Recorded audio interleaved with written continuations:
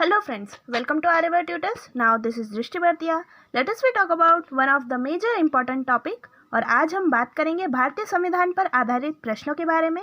So guys, ये video जो है फुल इन्फॉर्मेशन वीडियो रहेगा, तो अंत तक बने रहिए हमारे साथ.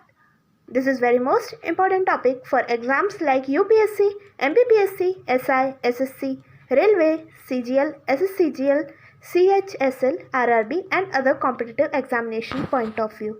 So guys, please subscribe our channel, like this video and also share this video with your friends and loved ones. So guys, let us we talk about today's very most important. आज constitution और Indian constitution से related जितने भी important questions top 7 questions बनते हैं, आज हम बारी बारी से डिस्कस करेंगे. This is very most important for upcoming examination in competitive examination as well as state और UPSC. So we talking about first question. संविधान सभा का गठन कैबिनेट मिशन की सिफारिश पर कब किया गया? So option is a 1945, B 1946, C 1947 and D 1952. So answer is 1946. हमें पता होना चाहिए 1946 में संविधान सभा का गठन कैबिनेट मिशन द्वारा और इनकी सिफारिश के द्वारा किया गया था. Now question number 2, cabinet mission Bharat कब आया? सो आंसर इज 24 मार्च 1946 में आया. हमें याद रखना है cabinet mission. Now question number 3, भारतीय संविधान की प्रस्तावना किस देश के संविधान से लिया गया है?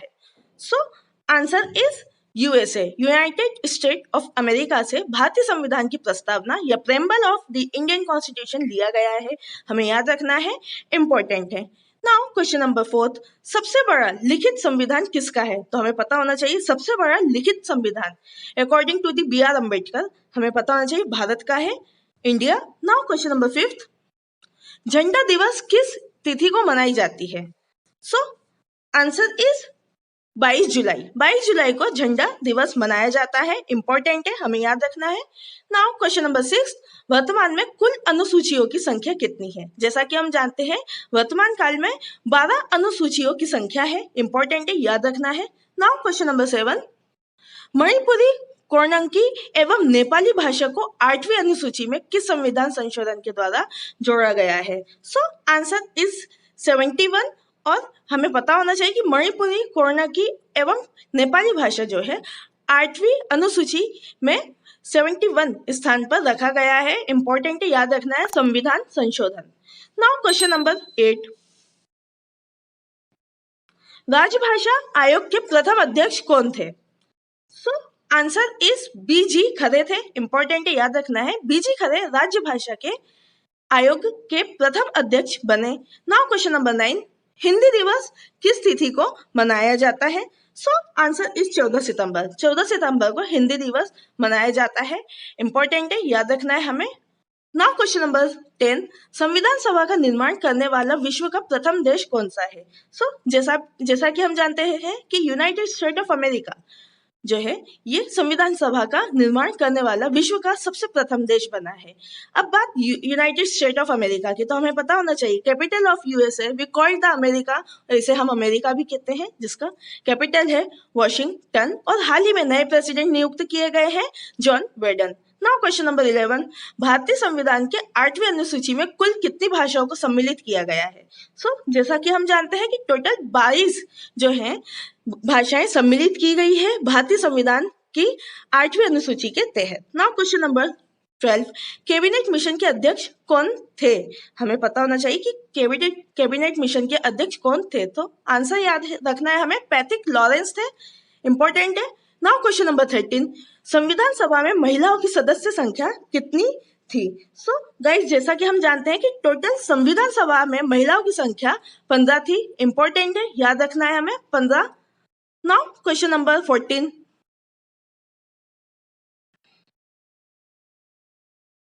कैबिनेट मिशन के तहत संविधान सभा में कुल कितनी सीटें निश्चित की गई? जैसा कि हम जानते हैं कि कैबिनेट मिशन के तहत टोटल 389 या 389 सीटें जो हैं नियुक्त की गई थी. नाउ क्वेश्चन नंबर 15, भारतीय संविधान को कब अंगीकृत किया गया? जैसा कि हम जानते हैं कि भारतीय संविधान को 26 नवंबर 1949 में अंगीकृत किया गया था. नाउ क्वेश्चन नंबर 16, संविधान सभा की प्रथम बैठक कब हुई थी? सो गाइस, हमें पता होना चाहिए कि 9 दिसंबर 1946 या 9 दिसंबर 1946 में संविधान सभा की प्रथम बैठक जो है गठित की गई थी। नाउ क्वेश्चन नंबर 17, संविधान सभा में किस देश रियासत के प्रतिनिधित्व ने भाग नहीं लिया था? जैसा कि हम जानते हैं कि हैदराबाद ने संविधान सभा में देशी रियासत के प्रतिनिधित्व में भाग नहीं लिया था। नाउ क्वेश्चन नंबर 18, संविधान सभा का गठन कब किया गया था? So guys, we talk about Samvidhan Sabha, तो हमें पता होना चाहिए जुलाई 1946 या जुलाई 1946 में किया गया था। नाउ क्वेश्चन नंबर 19, अंतरिम सरकार का गठन कब किया गया? जैसा कि हम जानते हैं अंतरिम सरकार का गठन 2 दिसंबर 1946 में किया गया।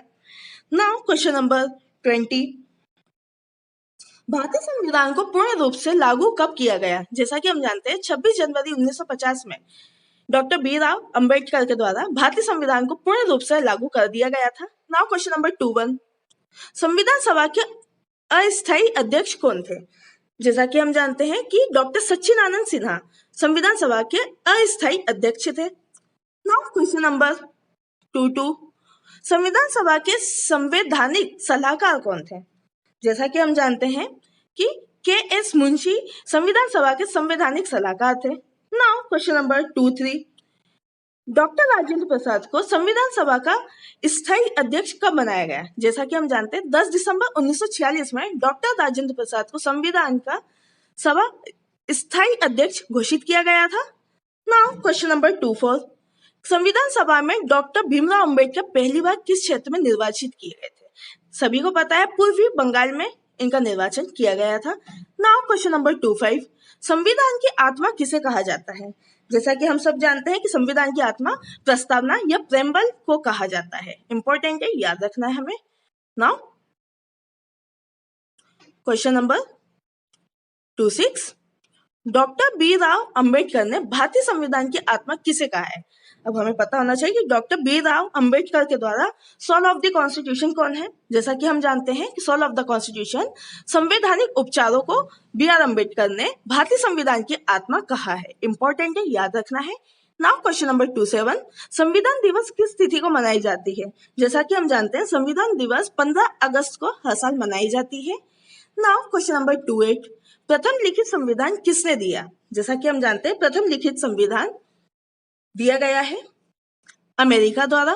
नाउ क्वेश्चन नंबर 29, प्रारूप समिति के अध्यक्ष थे? जैसा कि हम जानते हैं प्रारूप समिति के अध्यक्ष डॉक्टर भीमराव अंबेडकर थे। नाउ क्वेश्चन नंबर 30, प्रारूप समिति में कुल कितने सदस्य थे? जैसा कि हम जानते हैं प्रारूप समिति में कुल 7 सदस्य थे।